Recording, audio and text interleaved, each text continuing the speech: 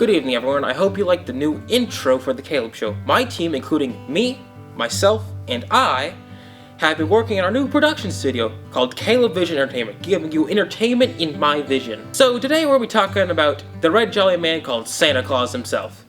Santa Claus, the face of Christmas. Everyone who celebrates Christmas knows about him. He's the icon of it in all aspects. The white-bearded, red-clothed man from the North Pole. But how did he come to be, after all? Christmas has been around for 2,025 years, since Jesus was born, so where did Santa Claus come from? He seems out of place for a day when a religion icon was born. The man who inspired modern-day Santa Claus was a saint from 270 AD. This man was Saint Nicholas. And while he was a saint, he was known for his legendary habit of secretly giving. This is why Santa breaks into people's house and leaves gifts in your house under the tree. But that's not how we got to the modern-day Santa, no. That was just the man who started his existence. Another character who is responsible for Santa Claus is Father Christmas. Father Christmas is the English personification of Christmas from the late Victorian era. He's depicted as usually an older man, and he was mixed with the Netherlands and Belgium's Sinterklaas, which are people who are based upon St. Nicholas. And when all this is mixed up with a tiny bit of Americanism, you get Santa Claus. That then asks, how did we get from a saint that loved handing out gifts to a man who lives in the North Pole riding a sleigh pulled by deer who can fly and eats cookies with a glass of milk on the side? After all, how do you add these elements to a saint they weren't just made up overnight, were they?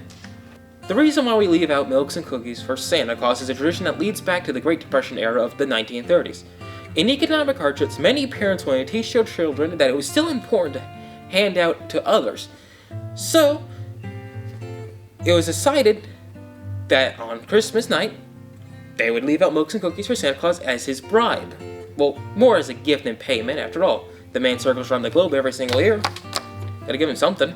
But then, why does it come to the reindeer-powered sled? Well, the North Pole is very cold, and reindeer are just really effective in the cold environment, and they can travel for long distances. For why they fly, well, that's just Christmas magic. I can't tell you that part.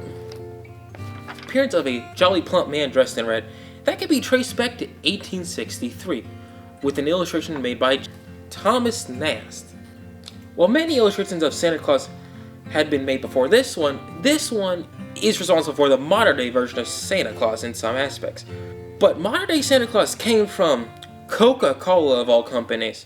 An advertisement made by Hammond Sunbloom in 1931. This illustration is responsible for the modern day Santa Claus that many people know about.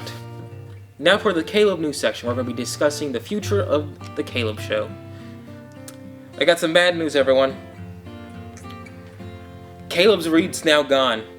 I know many of y'all were excited for me to read a book to you, but that's just never happening. I already have enough difficulty speaking for 5 minutes in one take. I'm not doing that for 30 minutes, sorry. But good news, after the November break, I've been working on the Caleb Show, so it's now slightly better in both appearance and function. I hope to see you next year with a new episode. And you guessed it, it's about British trains. I have you captive watching the episodes now, do I? This has been Caleb Cagle, signing you off on another beautiful episode of the Caleb Show. I hope you have a Merry Christmas and a Happy New Year.